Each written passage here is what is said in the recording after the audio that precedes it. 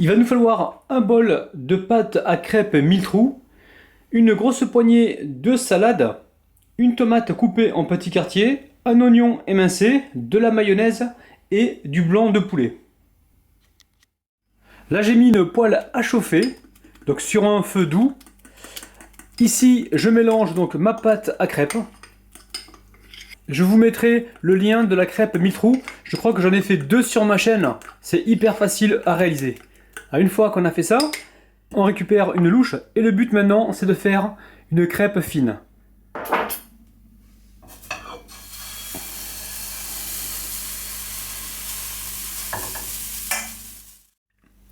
On va pouvoir la retourner. Alors si la crêpe elle n'est pas vraiment ronde, c'est pas grave parce qu'on va la rouler tout à l'heure. Donc ça a vraiment que peu d'importance. On cuit ça en général 1 minute de chaque côté environ. Alors là, je m'adresse aux puristes parce que je sais que ça va encore jaser dans les commentaires. Là, j'utilise donc la recette de la crêpe 1000 trous pour faire des roulés. On n'est pas en train de faire une recette de crêpe 1000 trous classique. Là, c'est vraiment pour faire donc notre sandwich roulé.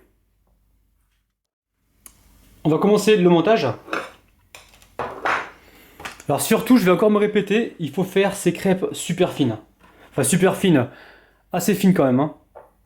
Ici, on va y mettre une petite cuillère de mayonnaise. Alors ça peut être du ketchup, de la sauce piment, de la moutarde, vraiment ce que vous aimez, ou de la sauce curry aussi. Donc là, on tartine tout le fond.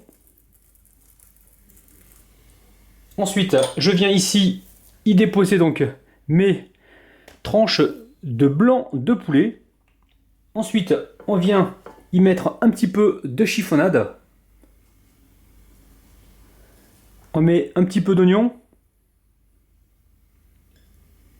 et des quartiers de tomates qu'il va falloir couper vraiment fin.